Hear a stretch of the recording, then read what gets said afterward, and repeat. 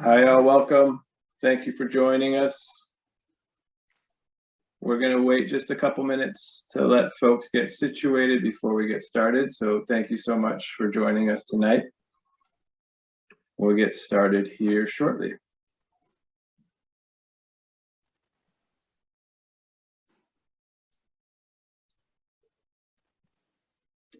Looks like we have a few more people that are logging on right now. So we'll wait just a couple more minutes here before we get started. Thank you again for your patience.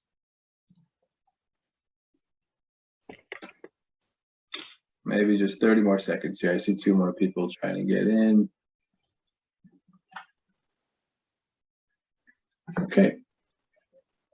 I think we are ready to start. Hi all, good to see some of you again and some new faces. I'm Dave Jobs with Plan to Place, part of the consultant team that's helping with all things public facing for this project.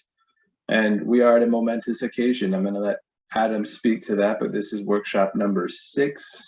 And we're going to get to talk about CEQA a bit, and the environmental impact report and programs and policies and the safety element and all things related. So before we launch into all of that, I'm going to hand it over to Adam to do a welcome.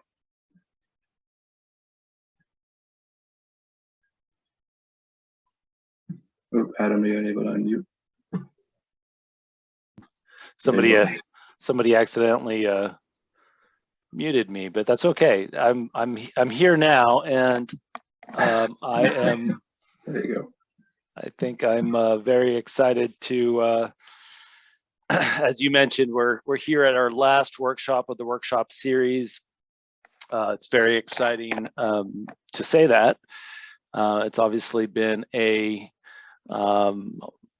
sort of a long, but I think fruitful journey to this point, and we think we have a great workshop for you this evening, and most importantly, we're going to have, I think, a good amount of time and opportunity for all of you to, well, for us to hear from you, and that's really what this workshop series has been about.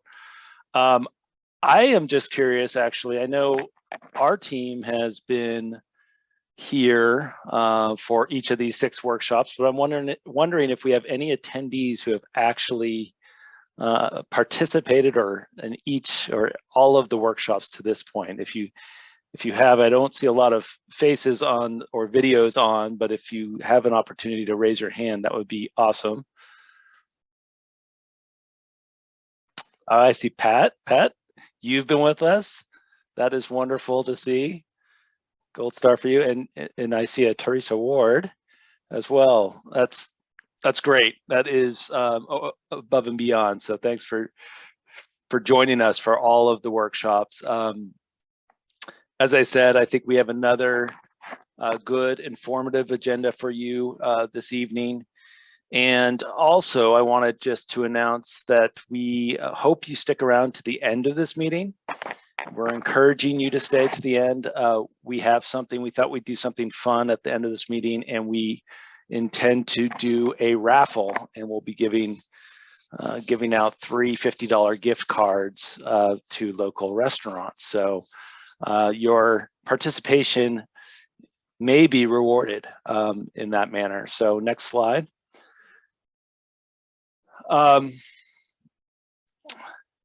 This is our timeline that many of you have seen, and this is just to highlight where we are in our process of updating our housing element, the town's housing element.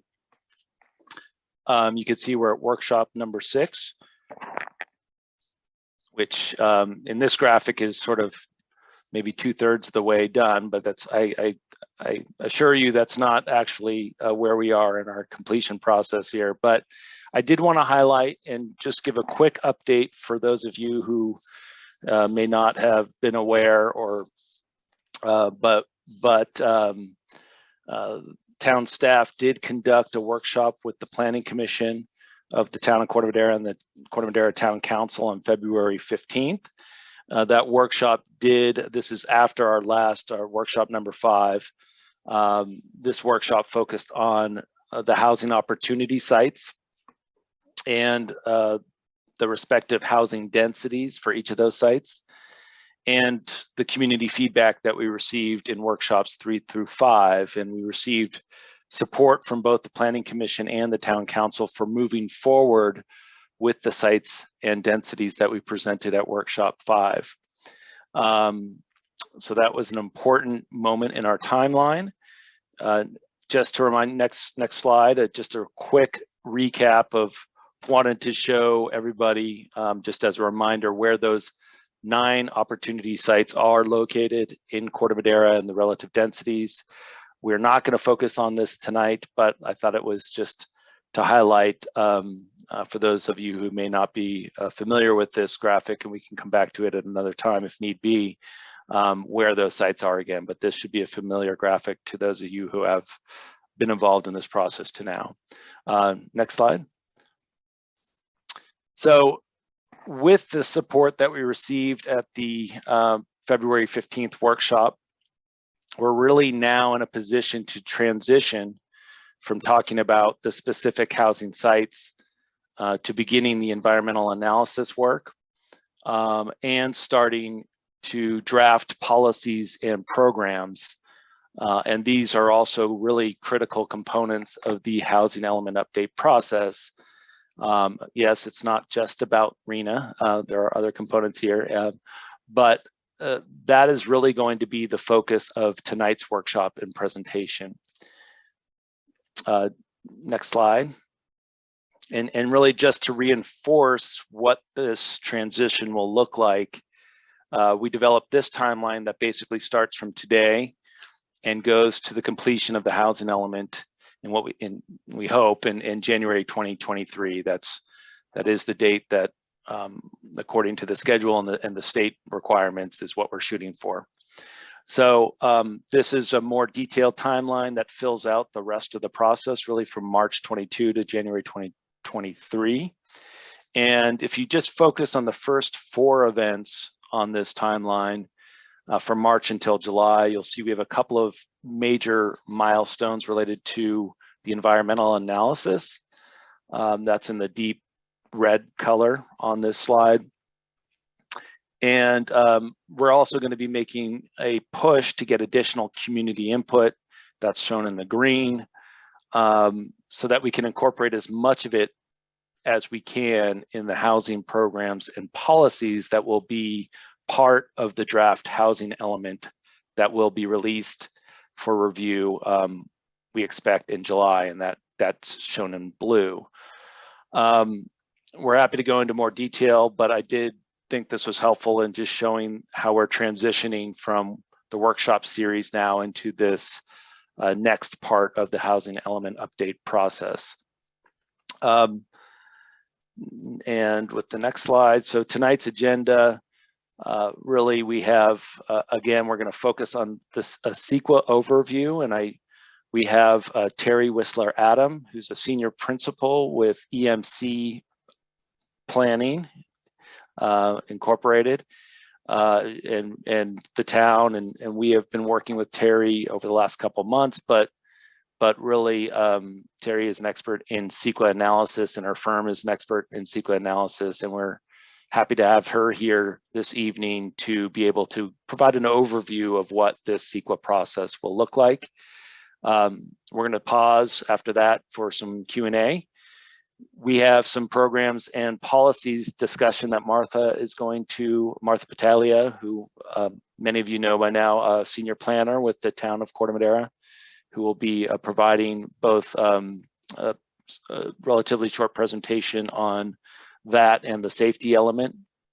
And then we're going to wrap this up and try to put a bow on this workshop series before we head into the next piece of work, as I just mentioned. So with that, Dave, I'll turn it back to you for our normal get familiar with the chat and some of our poll questions. And I'm really, again, just very happy to have all of you participating this evening. And I think actually, for those of you who don't know me, I forgot to introduce myself, Adam Wolf, Planning and Building Director with the town of Corte Madera. Great.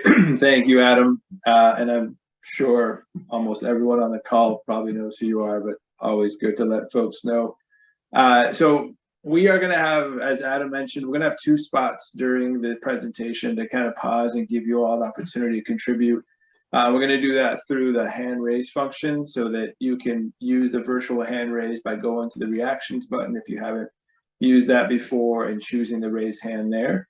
And you could verbalize your comments, and or you can leave us any chat comments, and you could leave chat comments throughout the entire presentation. We'll be tracking those and could then address those during those pauses. So just wanted to make note of that.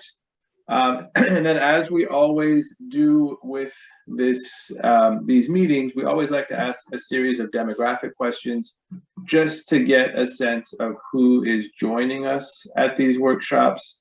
And I've just launched that now. And this is an opportunity, again, just to get a sense of who's joining us, and as we move forward with other engagement, to make sure that our engagement is very targeted to ensure that we reach all perspectives that want to engage in the process.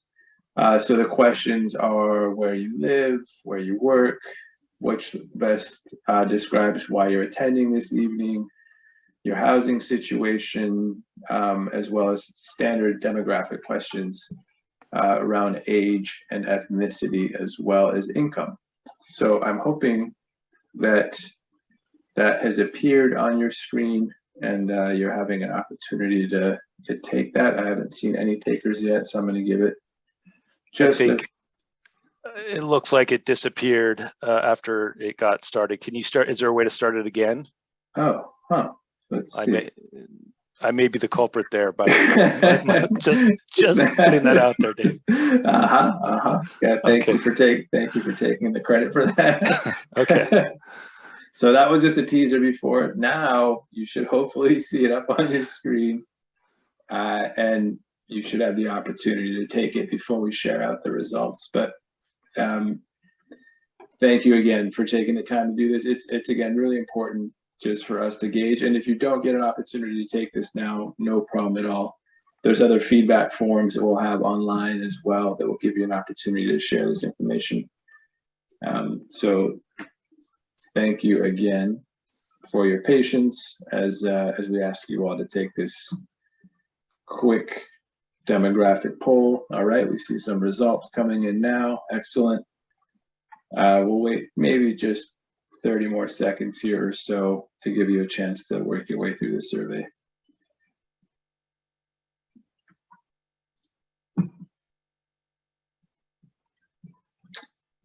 Excellent. Almost half of you have had the opportunity to contribute. We'll wait just a bit more here to make sure that you have a chance. While we're doing that, I'm just going to jump forward to this next slide for those that have taken the poll. If you want to give us, we always love to test the chat as well, and that's to make sure that you all have access to it, and a fun way to get the meeting started. And as we always ask is to please describe living or working in Corte Madera, so what that means for you. So if you want to test the chat for us and drop in a couple suggestions there, this is your opportunity to do that as well. Okay, looks like we've got about 3/4 of you. I'm going to assume everyone that wants to take the poll has now taken it. So I'm going to go ahead and stop that and share out the results real quick.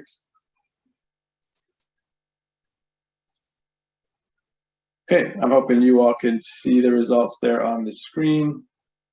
As anticipated, vast majority of you joining this evening live in Corte Madera.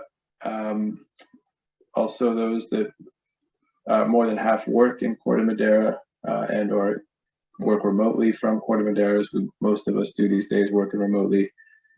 A good cross-section of folks want to know more about the housing element in general, which is great. Vast majority own a home. Great. This is super helpful. So thank you so much for taking the time to take that poll. And if you had a chance to drop any comment suggestions in the chat, that would be great. And just again, as a reminder, if you have any comments or questions as we're going through the presentation, feel free to go ahead and use the chat for that. And then we'll get to a point where we'll have a Q&A with you all as well. So with that, I'm going to go ahead and turn it over to Terry. Thank you, Dave. So what is the California Environmental Quality Act? Next slide. Also referred to as CEQA. So CEQA is a California statute requiring public agency decision makers, such as your planning commission and town council, to identify, evaluate, and disclose the environmental consequences of their decisions. So again, the purpose is informing the decision makers and the public, identifying ways to avoid and reduce environmental impacts, and identify and analyze alternatives. One of the most important things about CEQA is that it's a public disclosure process. And we'll talk a little bit later about other opportunities for public involvement in this process. Next slide.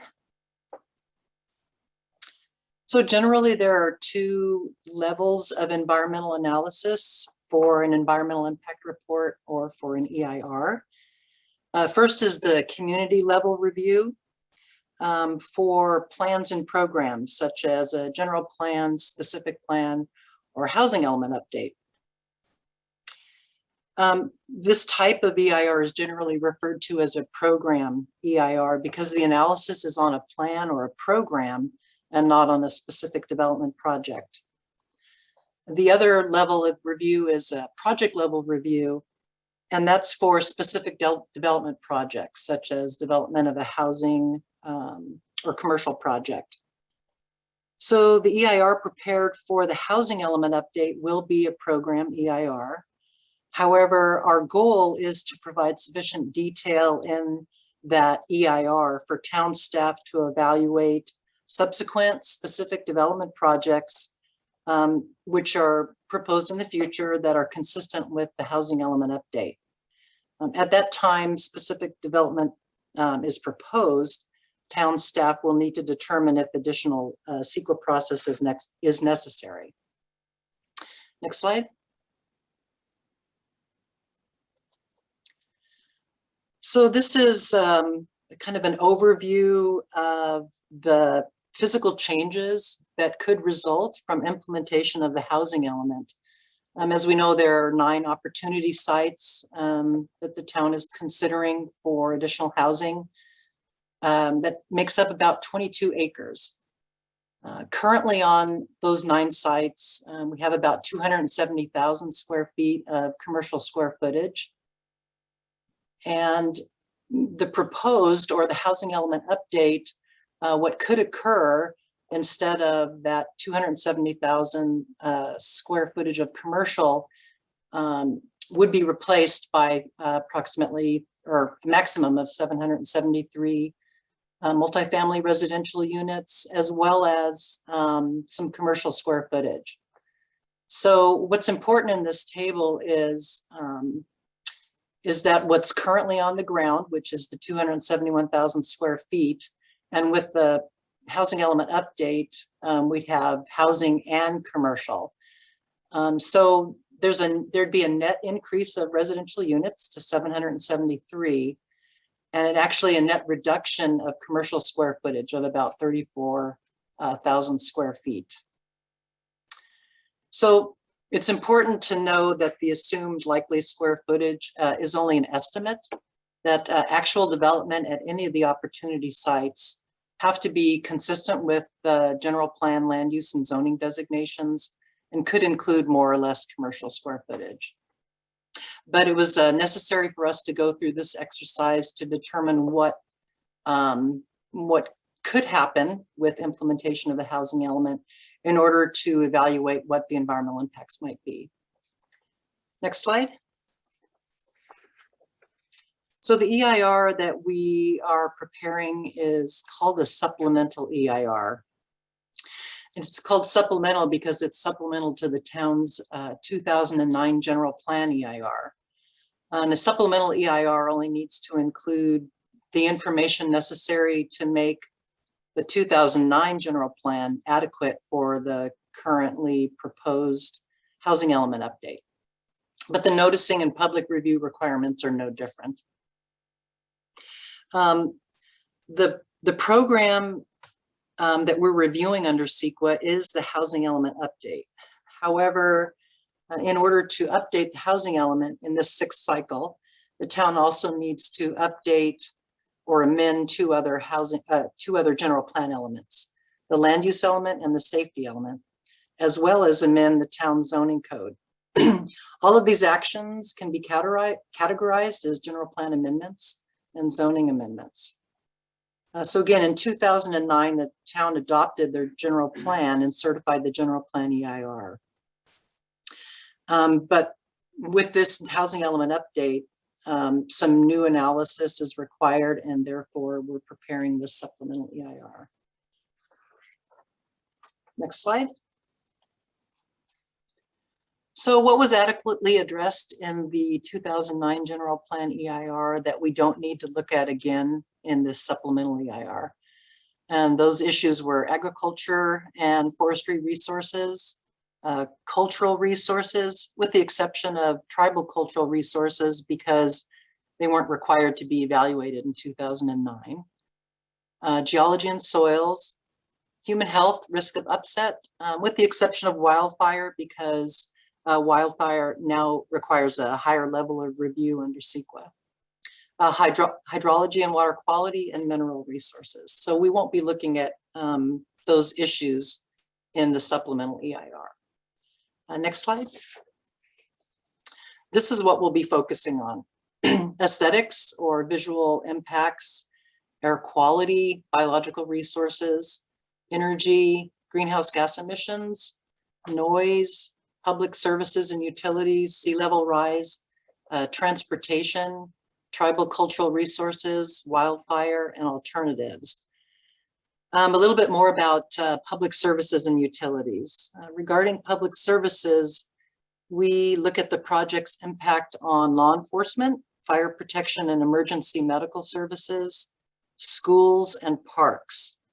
And the purpose of that analysis is to determine if build out of the general plan, or excuse me, build out of the housing element update would require the provision of new or physically altered facilities. Regarding utilities, we look at water, wastewater, and solid waste. And the purpose of the analysis here is determine if those service providers can accommodate all of the new housing under the housing element update, or if new or physically altered facilities are required, or for example, if additional water supplies are necessary. Regarding transportation, the state legislature now requires CEQA to evaluate transportation impacts using vehicle miles traveled instead of level of service. And so the supplemental EIR will identify the VMT associated, or the vehicle miles traveled associated with build out under the housing element update, and determine if the impact is significant using the methodology provided by the State Office of Planning and Research. Additionally, in order to provide full disclosure of the vehicle miles traveled impacts on the selected towns' intersections, a level of service analysis will also be conducted to determine if the selected intersections would operate at acceptable levels of service. Next slide. So in summary, this is the CEQA process and opportunities for more public input. Currently finalizing a notice of preparation of a draft EIR that we anticipate sending out next week to various agencies, requesting their input on what should be in the EIR, in the draft EIR. That notice of preparation will also be posted on the town's website. And we'll be holding a scoping meeting on March 31st for anyone in the public that would like to participate in giving us some of your thoughts on what should be included in the EIR. So we'll have a draft EIR sometime in spring to summer. We anticipate the draft EIR being released for a 45-day public review period in late summer. And that's another opportunity for the public to provide input During that 45-day public review period, you'll have the opportunity to review the draft EIR and provide the town with any comments that you might have regarding the environmental analysis. And after the end of the public review period, we'll prepare a final EIR in the fall and winter of 2022. The final EIR will consist of the comments that were received during the public review period and the responses to those comments, as well as any changes that may be necessary to the draft EIR. And then along with the housing element update and other amendments, we'll go to public hearing in December and January. And that's it for the presentation. See if we have any, happy to answer any questions. Great, thank you, Terry, for that. I am seeing some questions or just comments coming through chat. I don't see anything related necessarily to the presentation that you just gave. But if anyone would like to verbalize any other comments, that might be a good chance to do that now. I'll just reference, there's one comment regarding the sites that Novato's Macy's is closing, and there's a thought that they might be moving to Corte, Madera, which would be challenging for residential there. Adam or team, I don't know if you've heard any inklings around that. No, but I think it's important to note, you know, this is something we try to repeat, and this isn't to say that housing, you know, obviously this is a planning document and this is a planning update. Ultimately, we're going to come out with a change of rezoning proposals for certain sites. And these are plans. The town isn't forcing anybody to develop these properties, although we are, you know, choosing these sites that we've selected based on those most likely to be developed in the next 8 years. Or in the next decade or so. So, you know, it's important to recognize that there's no specific timeline that we are putting on property owners to develop their properties. The town will not, you know, be requiring that. And so there's a lot of things I've reiterated. Well, I mentioned this at the last meeting. You know, it's to be determined how quickly or how long it may take, if at all, for these sites to be developed with new housing development. We do need to identify sites pursuant to state law that accomplishes and accommodates the RENA requirements. But it's also should be noted that a lot of the beginning part of this workshop series, we've heard from a lot of others that including, and we can get into this, but that there is a need as well to be addressed with respect to housing in Corte Madera. Great, thank you, Adam. I'm going to read off one of the chat comments for Terry, and then I see, Mark, that you have your hand up. Terry, Yazi and Brandon ask, how will we be notified of the public comment period for the draft SEIR? It's a good question. So there are requirements for noticing when a draft EIR is available for public review. So that notice will, first of all, go on the city's website. It's typically noticed in a local newspaper, and it's also posted with the county clerk. We also send notices to various public agencies. You can also request to be on a list to be notified. So I think if you wanted to get a notification directly to your home, you could, I think, email probably Martha or someone at the city to ask to be put on a list. I'll just add to that we do have a list of interested parties for the housing element. And if you're on that list, you should be receiving emails from me announcing all workshops, and we'll continue to use that list to notify you of all upcoming milestones. So if you're not on the list and want to be added, you just need to go to the housing webpage and you can enter your email there, and then you'll receive all future notifications. Thank you both for that. Looks like there's some suggestions on maybe considering social media like Nextdoor as well. Just to put that out there. We do that, yeah, as well. Perfect. So I see a couple hand raised, so we'll go to that now. Mark, I see your hand raised. You should be able to unmute yourself now. Okay, so, with the housing that you guys are proposing, it's like a 22-23% increase in our population. So I'm just curious what ideas have come forward for increasing schools, adding schools, reservoirs. Our reservoirs, we're in drought situations, obviously, and that looks like it's not going to get better anytime soon. So if you're going to increase the population by 20%, that seems like fairly common sense that the reservoirs would need to you'd either have to increase the existing capacity or build new reservoirs. Same with the schools. Our schools are pretty darn full. You'd have to build new high school, new grade school, stuff like that. So I'm wondering what proposed sites would be for that. And the infrastructure, I mean, it's not just Corte Madera, but traffic coming from Larkspur. Larkspur, I'm not sure what their quota is, but they would have to, I think it's more than Corte Madera. So say 20% of their population or whatever, another 800 homes there. All that's coming through Corte Madera, or a good portion of it. So what are you guys proposing for infrastructure so that traffic doesn't get worse than it already is? Yeah, thanks for the questions, Mark. I'll see if a member of town staff wants to take that initial question. Adam, do you want to jump in?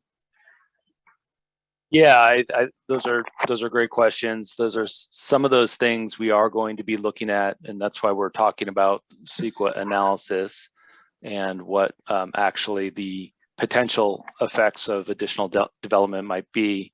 I think we've also at the last workshop presented some information with respect to some of the things that are already happening with respect to transportation and traffic, and some of the strategies that are already in place and that will be in place, that were considered as part of identifying the actual sites that were selected for Corte Madera's opportunity sites.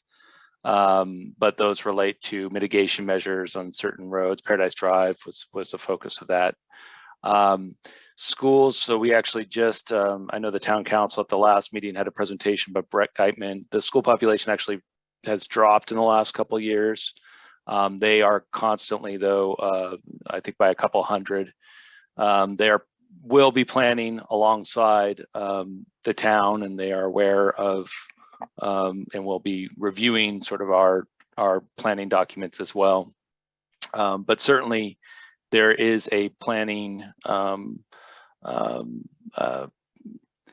need and a planning process that the schools also incorporate or work on as new housing development comes online. In fact, schools also receive a bunch of school fees from new development as well as part of any new housing development.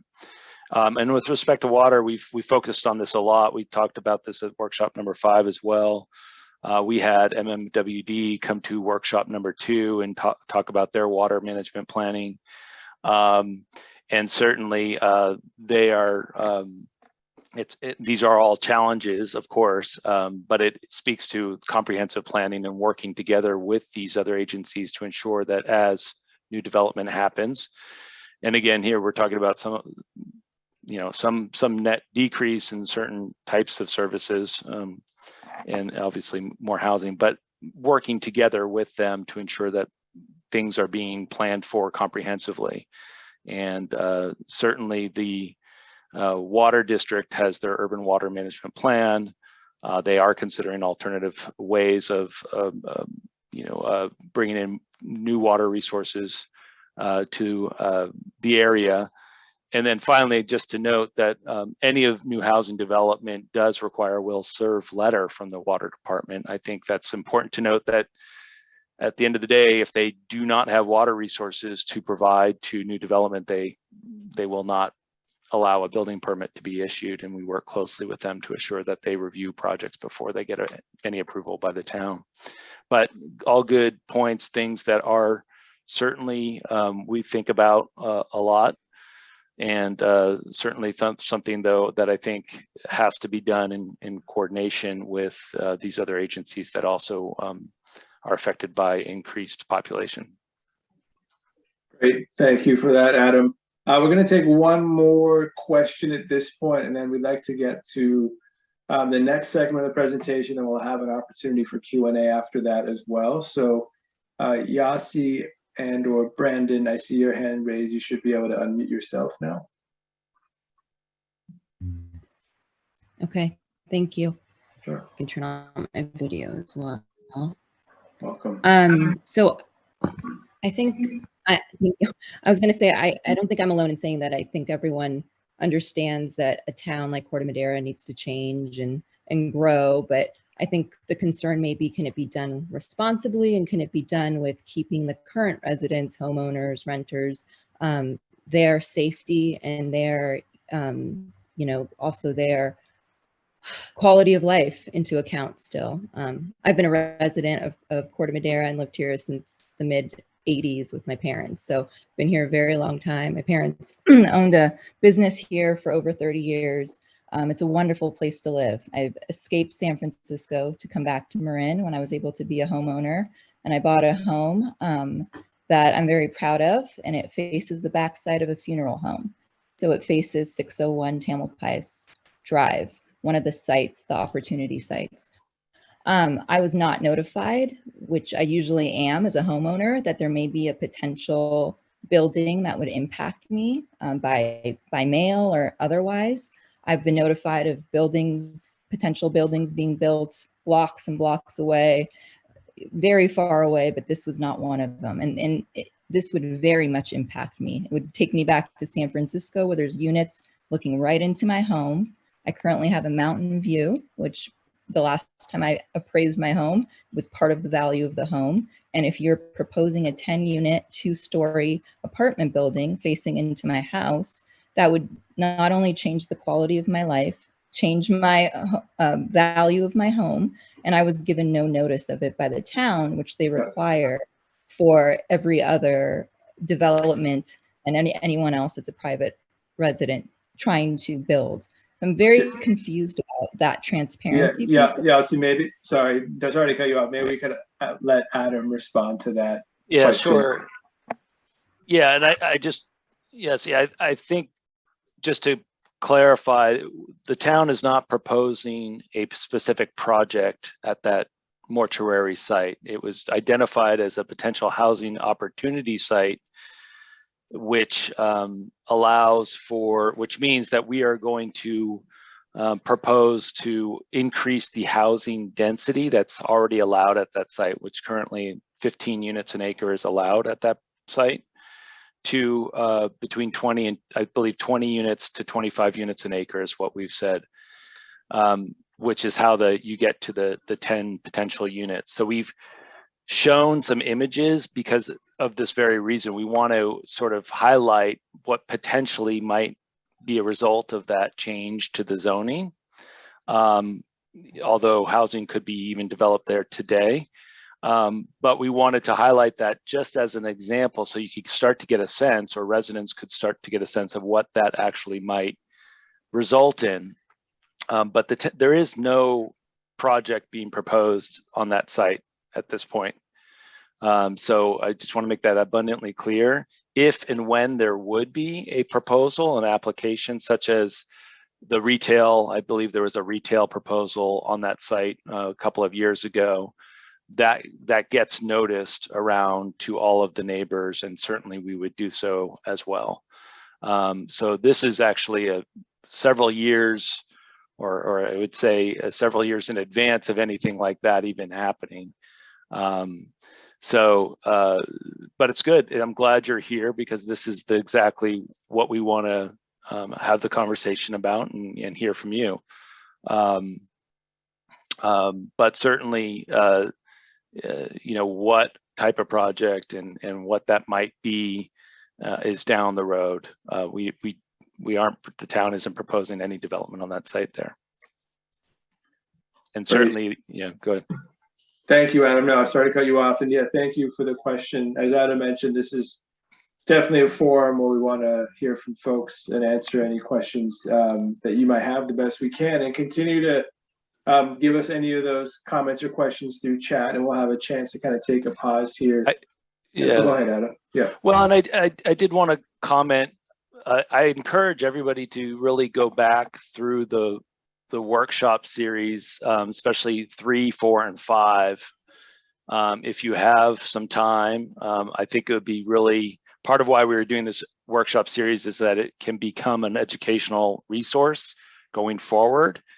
And so 3, 4, and 5 are really where we started to lay the groundwork and talk about why and how the town might be able to accommodate the number of units that we are required to plan for, and in a way that does sort of reduce the sort of concerns that we're hearing tonight and we've heard at the last meeting to the greatest extent really possible. And that's really locating these sites closest to the highway, not in established neighborhoods, so that they don't have these sorts of impacts that we know are concerns of community residents, and you know, tailoring some of the density ranges lowest at the areas that are adjacent to existing residential areas, and then clustering or focusing the actual most density at the site of the village, where certainly there are not, while there may be other concerns about that, there's certainly not existing residential uses nearby. There's no privacy or view impacts there from other residential uses. So that was discussed, I think, in significant detail in those meetings, and I would really encourage folks to who are just now getting into the process to really review those. And again, staff is also here to sort of speak with you offline and hear from you, and we're happy to meet with you in person and whatever is necessary to sort of provide the level of information that makes you feel comfortable. You know what's happening here. So thank you for that, Adam. Thank you. Yeah, and as a reminder, it's CorteMaderaHousing.org, the website. You'll see that pop up at the bottom of every page. And as Adam mentioned, it's a great resource with a lot of great information to tap into. So with that, Martha, I'm going to hand it over to you for this next part of the presentation. Yes, thank you, Dave. Hello, everyone. Thank you again for participating in tonight's workshop. We are now transitioning to a discussion on housing element policies and programs, and there will be an opportunity for everyone to provide their thoughts on what types of policies and programs should be included in the housing element update.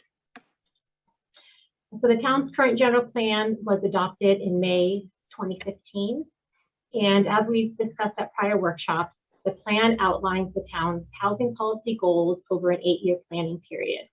So the current planning period is from 2015 to 2023, and the next planning period is from 2023 to 2031. And the housing element essentially establishes a work plan for town staff related to housing issues. The housing element is comprised of various chapters. At the last 3 workshops, we talked extensively on site inventory and analysis, which is in chapter 3 of the current housing element.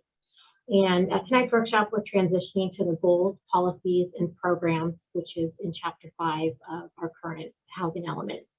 And this is a very important chapter. I think a lot of times we get very focused on the numbers and what our arena is to plan for, but the housing policies and programs establish goals that the town should address regarding different issues.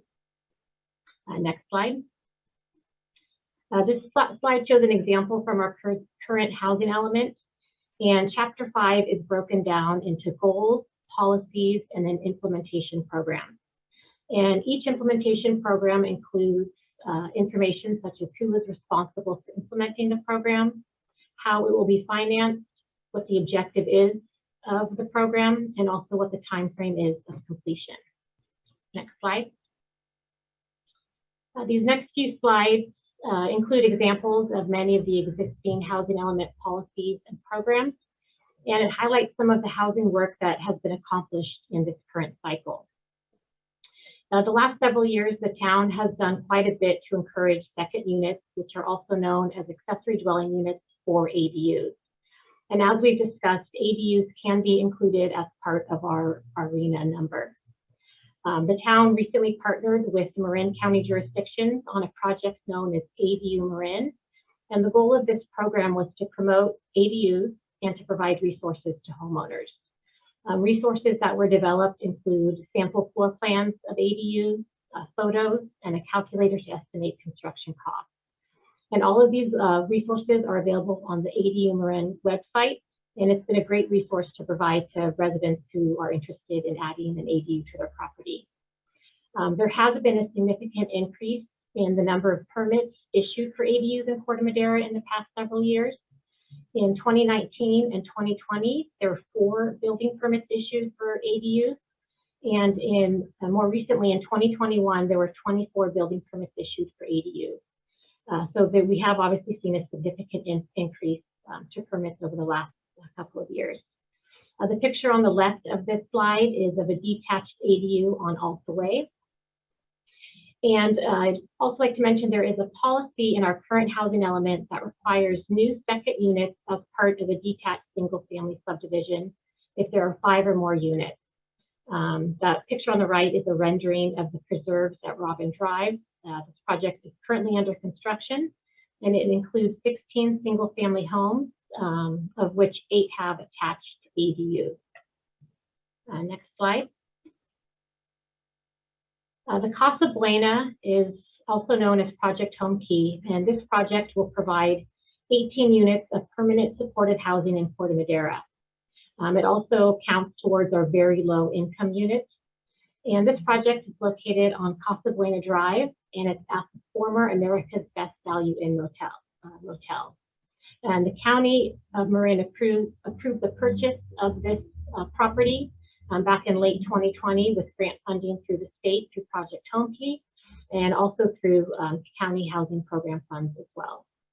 This project is currently under construction. Kitchenettes are being added to each of the rooms, and it's anticipated it will be completed in May. And once the project is complete, the facility will be managed by Homeward Bound, which manages other similar facilities in the county and has a great track record. Next slide. There is an implementation program that requires single-family housing to provide amenities such as play areas and childcare. The picture on the left is of a play area at the Enclave project. This project was completed several years ago, and it includes 16 townhomes. And this project is fully occupied, and hopefully this play area gets some use by the children at the area.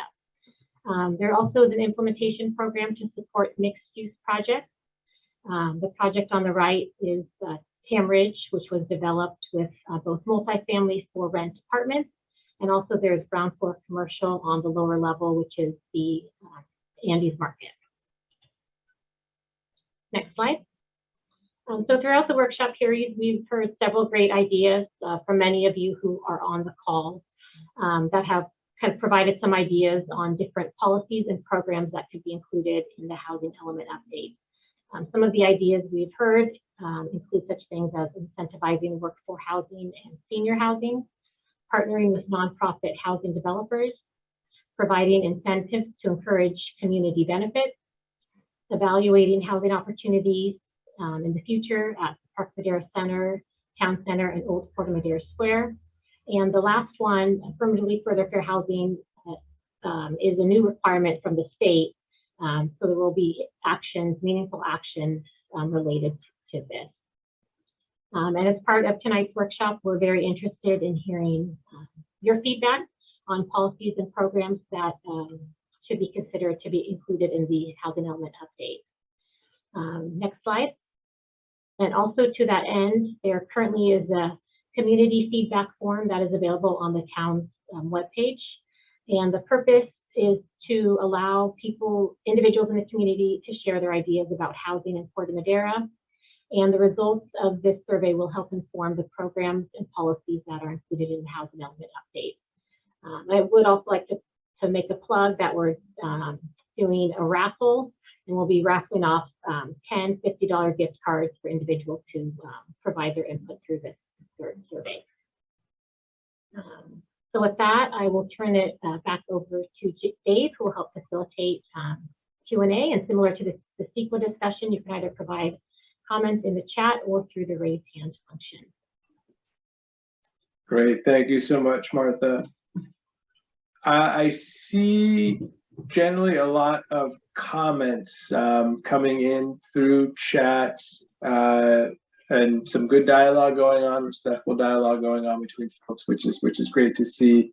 Adam, I see that you've answered one of the questions. I don't know if we want to go ahead and verbalize that as well, or if there's any other questions that you see that you think we might want to address at this point. I don't see many that are on the policies and programs or questions about the policies and programs that Martha just presented. Yeah, well, there was I saw Park Madera Center did come up, and so you know, that was for a variety of reasons, including the existing lease situation at that property, the other stakeholder interests, and the fact that the town hasn't really developed a process by which to really evaluate appropriate future uses at the site, but primarily for financial. There's also, I should say, there are also existing financial obligations related to that site and the bonds that exist that are the town currently owns there. I'll make it sort of challenging to consider that a site for this particular cycle as an opportunity site for housing development in the next 8 years.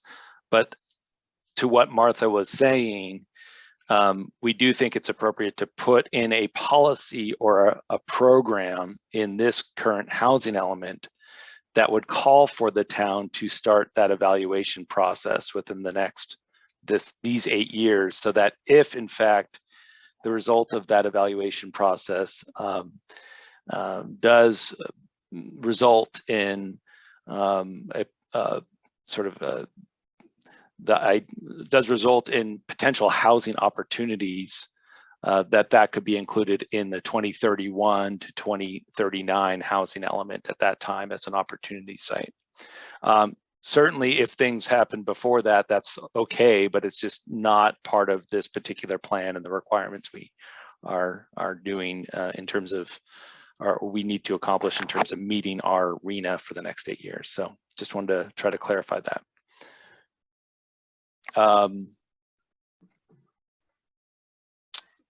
Great. Yeah, I'll just note, Adam, there's been a couple questions about how these meetings have been notified and kind of getting word out there. We'll talk about that. I mean, that's the sort of the last part of this presentation, is actually going over all the outreach we've done. We have over 1,400 unique visitors to our website. We've have about 200 people have been to our workshops. We've met with people, at least 60 people out in town center and the Nugget Market.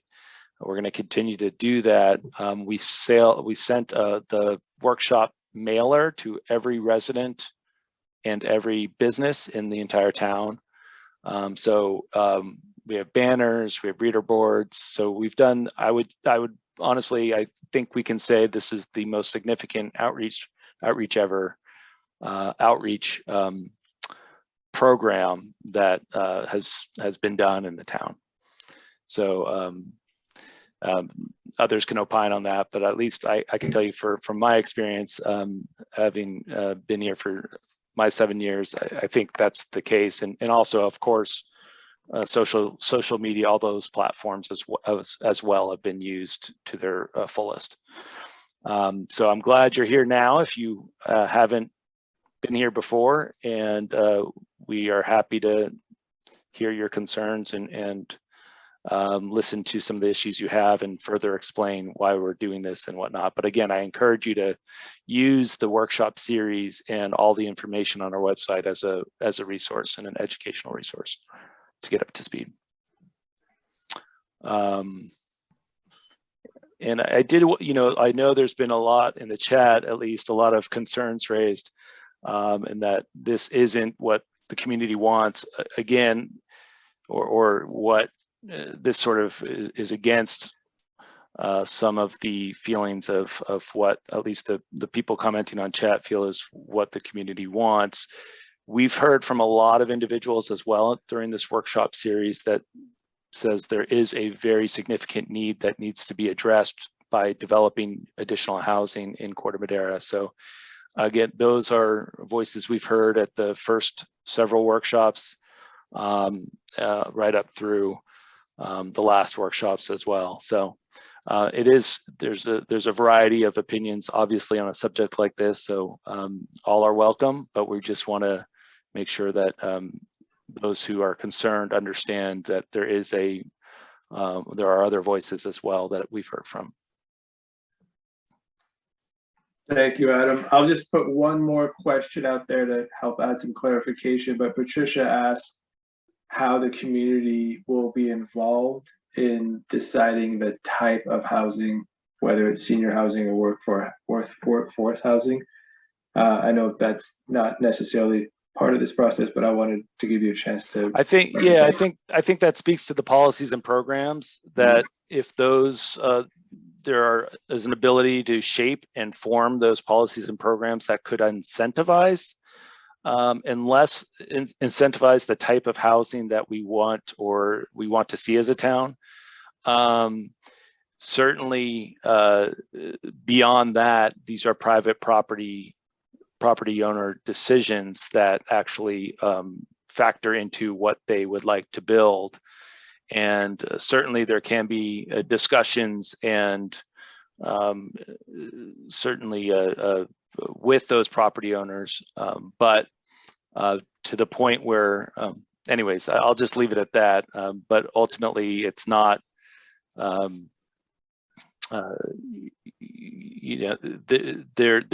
would say there's incentives. Requirements can be tricky just because it may prohibit any development from actually housing development from actually happening if you push too hard on certain requirements. Thanks, Adam. Yeah, thank you for that point of clarification. Patricia, I do see your hand raised, and Mark's. We'll take a couple more comments here, and then we'd like to get to the next piece of the presentation on the safety element. So Patricia, you should be able to unmute yourself. Hi, thanks a lot. Yeah, sure. I just wanted to give a little pitch for senior housing in Corte Madera. We are the only community in Marin that does not have 55 plus designated housing. And when I brought it up at the last meeting, Adam, you said, but wait, we have Aegis. And I just want you to know that between 55 and Aegis, there's at least 20 or 25 good years. And what's happening now is people don't want to leave Corte Madera.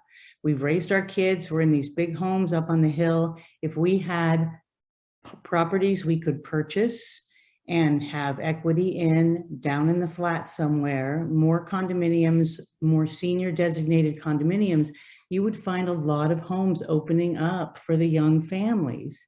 And so you'd have new units that don't impact the schools. Seniors don't go to school. They'd be there to babysit though. And you'd also have less driving because seniors don't tend to drive. So, and these areas that you've looked at are all pretty walkable and in the flats. So I really just I know we don't have the huge budgets of a community development department, but we need to do it ourselves. And I really think deciding what kind of housing as we move forward here is important. And then finding a way, not necessarily to demand it, but to let the developers know, just as we did with the hotel, that if you give us what we want and we need for our community, we'll be more likely to approve your project. Thank you for hearing me out. Thanks, Pat. Thank you so much. And thanks again for contributing and being part of these workshops as well. Mark, I see your hand raised. You should be able to unmute yourself now. Thanks again for letting me speak again. This kind of is going outside of everything else, but I'm just wondering if there's been any serious pushback against Sacramento's laws that they're trying to impose on the whole state of California. Have you guys thought about getting Mark Levine, other assemblymen and mayors from all over California together and saying, hey, you know, what is your small town? What is your big town? Think of what's happening here and pushing back on, I mean, it's never too late to push back. I know you guys have put a lot of thought and energy into this, but I mean, has there been any real pushback? Or have you thought about trying to organize something? Because I mean, I spoke to 100 people and honestly, I'd say 98% of them were against it. So. I found myself muted. Mark, if you want to give Adam a chance to respond, go ahead, Adam. No, thanks, Mark. Yeah, and I think a couple of things, and you know, we are sort of our work plans are developed, and then we, you know, provide or receive sort of direction from our council members, and one of the things that we have done to push back in sort of within the framework that exists in this process was an appeal process with respect to the regional housing needs allocation. So obviously that number, I think everyone recognizes was very high and very large, much larger than the town seen in a few decades. But that appeal process, and we made sort of a detailed appeal to lower that number, but that was rejected. And certainly, you know, it's not for town staff at this point. We've been charged with working on this plan and moving it forward in compliance with the laws that are before us, as is every other jurisdiction in the Bay Area. The Southern California jurisdictions are all working on their housing element updates pursuant to new state laws. San Diego, Sacramento, throughout the state. So, you know, in any case, I'll leave it at that. But certainly, you're welcome to pursue those conversations. But I think for the purposes of what we're doing is trying to do so and do this process and complete this process in a way that sort of also, you know, respects and reflects the conversations of we do this every 8 years, the housing needs, and you'll see in the documents that we have today, there is some vocal members of the community as well that also would like to see more housing developed. Certainly not maybe not at the levels that the state is requiring, but there's certainly a need there as well that's been identified. Great. Thanks for that, Adam, and thank you for the question. I'm going to go ahead and move us now to the next piece of the presentation. I will note that Adam and team have been getting a lot of praise for all the outreach that has been done. It sounds like the postcards definitely did reach folks, and the banners are visible throughout town. So thank you for that feedback as well, folks. It's always great to get those encouraging remarks. So with that, I'm going to hand it back over to Martha to give us an overview of the safety element. Yes, thank you, Dave. This will be a short segment of the presentation. Just wanted to briefly touch upon the safety element and make sure everyone is aware. As Terry mentioned, the safety element is one of 3 general plan elements that will be amended as part of this process, along with the housing element and then the land use element. Next slide. And one of the reasons why the safety element is being updated through this process is because there have been several state laws in recent years that connect the update of the safety element to the update of the housing element. And moving forward, the safety element will be updated each time that the housing element is updated, so that the 2 elements are being aligned. And as part of the update to the safety element, there will be a focus on climate change and also resiliency planning. And this will address such thing as sea level rise, wildfire hazard, and extreme weather events. And there is one of the new state laws requires that evacuation routes be analyzed as well as part of the process. Next slide. Fortunately for the town of Corte Madera, a lot of the analysis that will be required for the safety element update has already been completed. The town council recently accepted a climate adaptation assessment. I believe it was last spring. And this assessment includes a variety of measures that the town can analyze and incorporate in the future to address some of these issues. And at this point, it hasn't been identified or determined if the strategies that are currently in the climate adaptation assessment will be pulled and incorporated into the safety element, or if the safety element will reference this document that has already been completed. So that really is all wanted to share on the safety element, just making sure everyone is aware that that element will be amended as part of the process, and you'll have an opportunity to comment on the safety element along with obviously the other elements that are being amended as the housing element and the safety element are published and made available for public comment. And now I would like to turn it over to Adam, who will be doing kind of a review of the workshop series.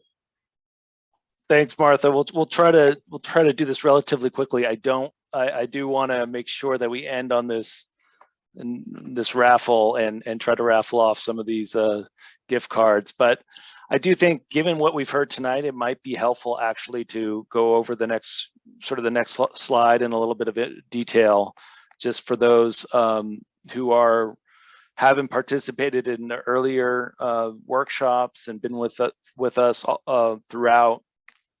These were the original workshop goals that we laid out. I saw this earlier today, and I said, hey, you might as well just plug this in because it was from our first workshop. And so we really wanted to,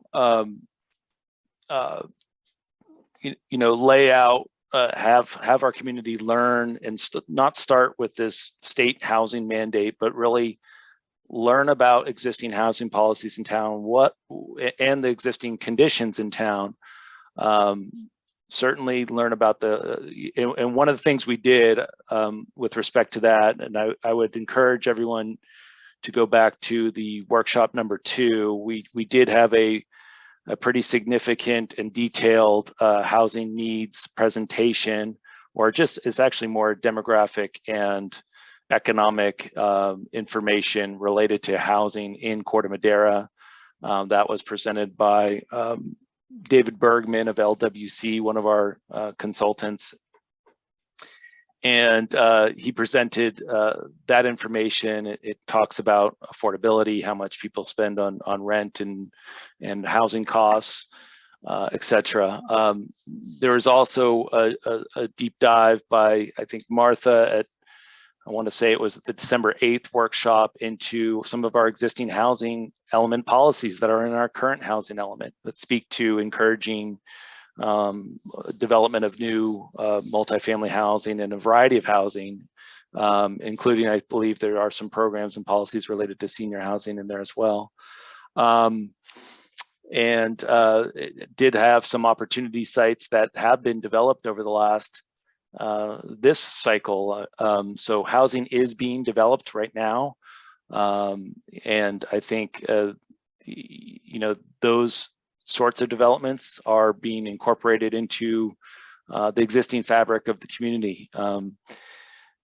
We did a post-occupancy analysis, and we presented this at the last meeting of Tam Ridge, for example, and that could be, if somebody wants to look at that, I'm happy to talk to them about that, about traffic, parking issues that were concerns that really never materialized at Tam Ridge. we wanted to make sure everyone learned about housing laws affecting the town. So I know Christine O'Rourke, who's on our consultant as well for the housing element. She did a deep dive on RENA at the January 12th workshop. We also obviously talked about the housing element itself and where that comes from at the first meeting in October, and Martha presented that. We wanted to have our community help determine the best sites for new housing. So that was done really through workshops 3 through 5. And again, I won't go over that again, but it was a multi-part process, very transparent process where we talked about a framework for and a planning framework for why and how those sites were originally chosen. We asked individuals for alternative sites if they saw any alternative sites that we should look to and look for. But ultimately, it was determined that these were the best way to accomplish the goal of meeting the RENA requirements. Housing policies and programs, we've talked about that tonight. We've heard from a lot of individuals throughout our meetings about things what are the most critical issues, housing issues in Corte Madera. And so we've heard from a lot of individuals throughout our meetings, and we've collected those and have started to assemble sort of the draft housing element programs and policies. There are new requirements this year as well that we've talked about with respect to affirmatively furthering fair housing that we will have to incorporate as well. And through this process, we also didn't want it to be just our community hearing from staff. And so we brought in others from our community, superintendent of our local schools, Brett Geitman, the Marin Municipal Water District water efficiency manager, our Chamber of Commerce president, to speak about how housing affects what they do and how the perspectives that they view housing, through which they view housing and housing policy in Corte Madera. And so we brought in panelists. That was a workshop number 2. We had a great panel of affordable housing developers as well.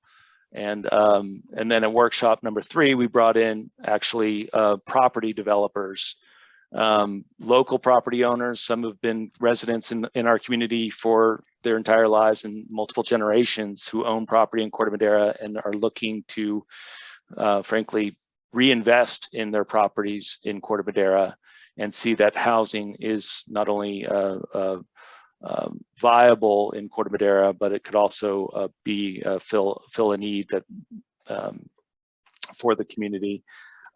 We saw that included John Steckley, Executive Vice President at Macerich, who owns the village or the middle portion of the village, who really touted the benefits of including new housing along with new commercial to integrate with the existing village commercial development over there, and how that is really a long-term play they see successful for the village moving forward.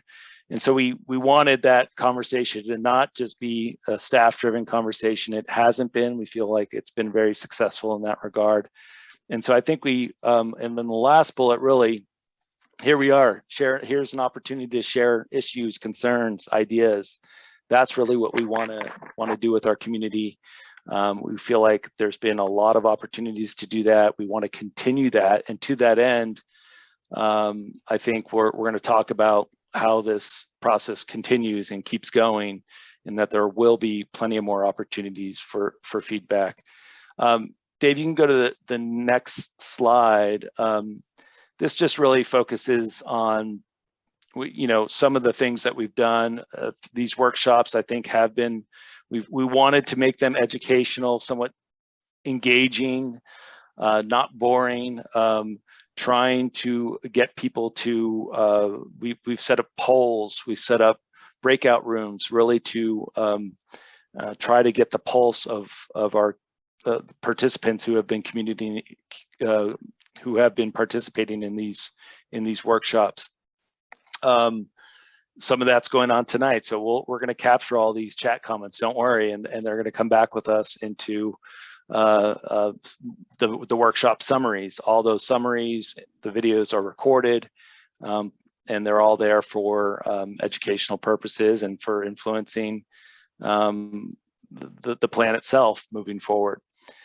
So we've had again in these workshops, I won't go over exactly, but we've broadcast these workshops widely.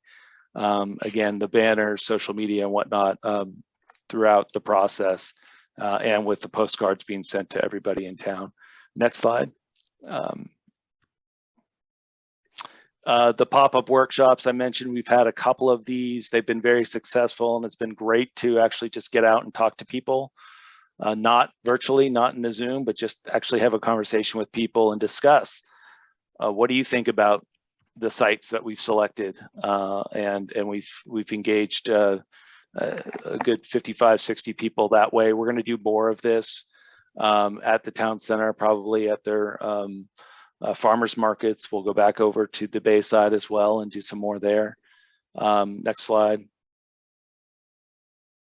The website's been a very important tool. You can see we've had over 1,400 unique visitors to the website. It spikes during our in advance of our workshops and right during our workshops, and then and actually we've had a pretty good consistent flow over the last 30 days of people getting informed and being, participating via our website.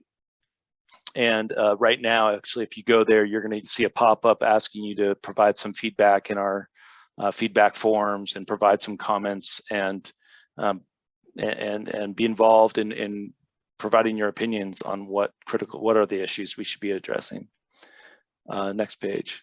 So really, all of that, I think it's fair to say, we've engaged a significant portion of the community in this process. We're doing so again tonight. And we'll continue to do so. So if the next slide speaks to the current feedback form or survey, if you will. I'll call it a feedback form. We don't want to call it a survey because it's not going to be a scientific survey, but it's a feedback form. It's an opportunity for you to just provide your comments. The last one on this is sort of an open. It's not an actually a check the box. It's provide any other comments or questions or concerns that you may have about the housing policies or housing element process. And for example, we've gotten 75. This has been up for I think how long, Dave? Maybe a 2 or 3 weeks. Yep, about a month exactly. Yep. Okay, 3 weeks or so. So we got 75 responses so far. We're going to make a major push over the coming 6 to 8 weeks before we release a draft of the housing element. We're going to make a major push to get more people to fill these out and provide feedback, and that's going to be through the pop-up workshops, through other engagement efforts, through our website, etc. One of the things, so just as the next slide shows, just one of the things that we've seen so far. What do you think the housing types most needed in Corte Madera? So Pat, we need to get that senior housing piece of the pie a little bit wider, it looks like, but nonetheless it's on there. And of course there's multiple types of housing that we need, but certainly please help define what that looks like at the end of this process. And so with that, we none of this could really, the whole point of this whole process is really to hear from you, provide some information. Hopefully it's educational, inform all of our residents and business owners and community what we're doing, be transparent about it.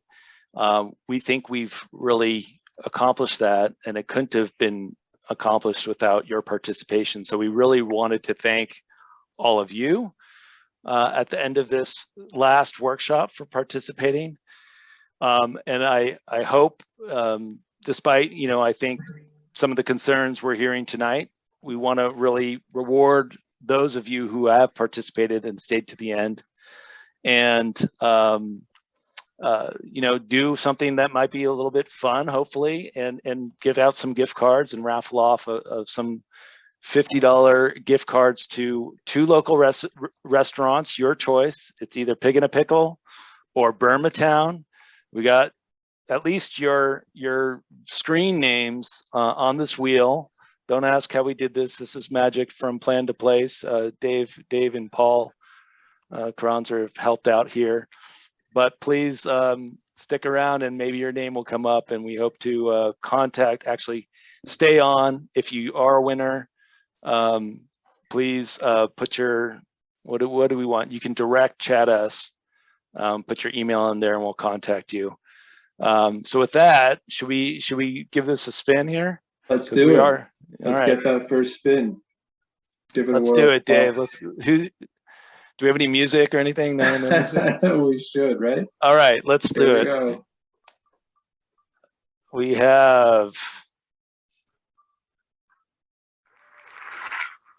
Alex Merritt. All right.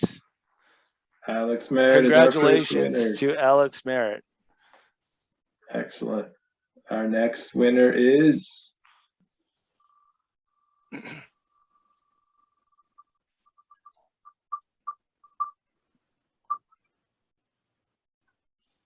screen name of David. David, not me. Not me. Not you. I don't know who that is. Please, again, so you can direct message me in the chat, your email. You can also, we do need to have you present here, or some sort of information, because all we have is your screen name. That's so right. If David's here, please let us know through direct message how we can contact you. Perfect. And Paul, we should have one more if you want to bring. We promised 3. So if you want to bring your screen back. Oh, did we lose Paul? There we go. One more spin. I'm not getting anything from David yet. And we'll bring Martha's email address back up as well. And look at that. It's Jonna Hale. All right.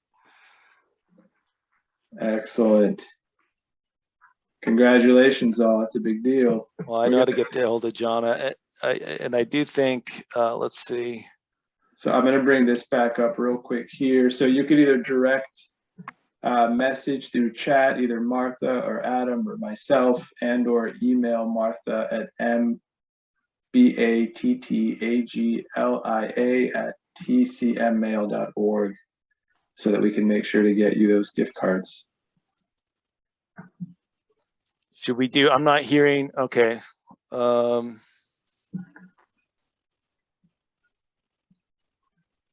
Did you want all right, to try? so we're gonna wait so we'll just wait. Well, please contact us. It'd be a shame if we weren't able to give any of these gift cards out tonight, but nonetheless, I guess that will be, we'll just wait and see, and hopefully we'll hear from you. Perfect. All right. Somebody, so I did get a direct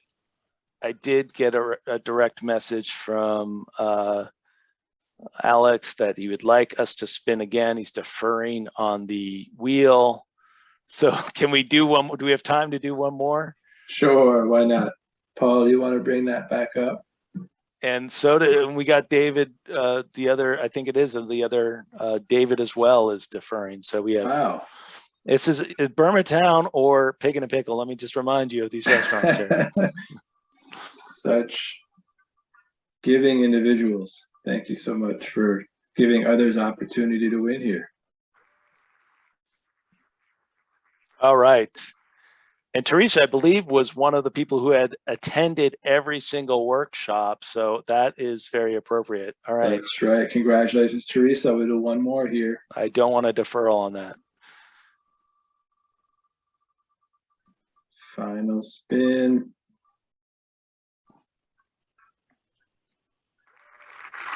All right. And TT. All right. Great. Excellent. All right.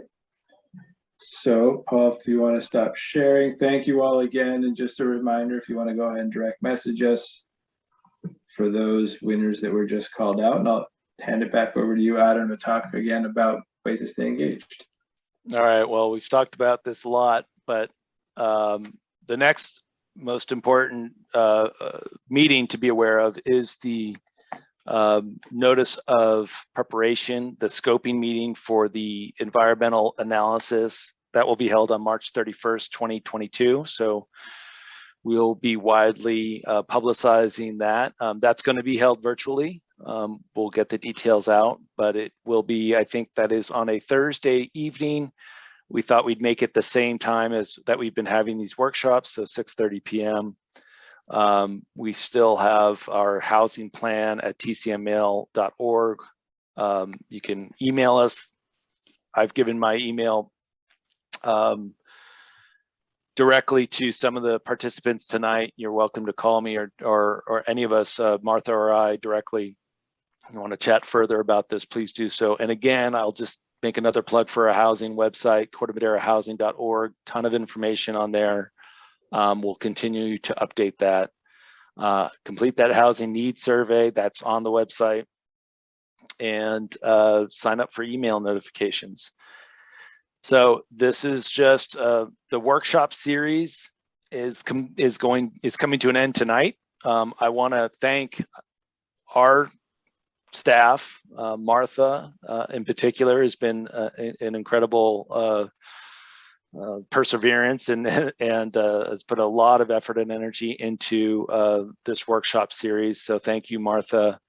This couldn't have happened without Plan to Place really helping to facilitate all these meetings. So Dave, to you and Paul and Rachel, just a really a great workshop series. So thank you for everything that you've done to really help us do this.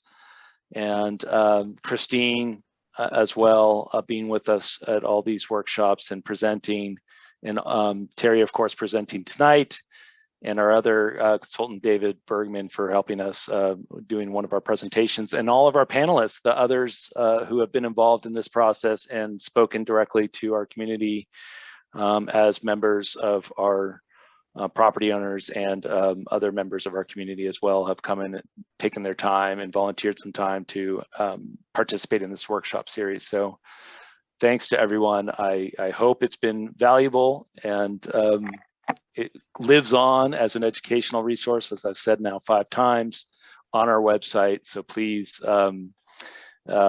take advantage of that and go back and review some of these prior workshops if you haven't been able to in the past. So with that, we'll say good night. Good night, all.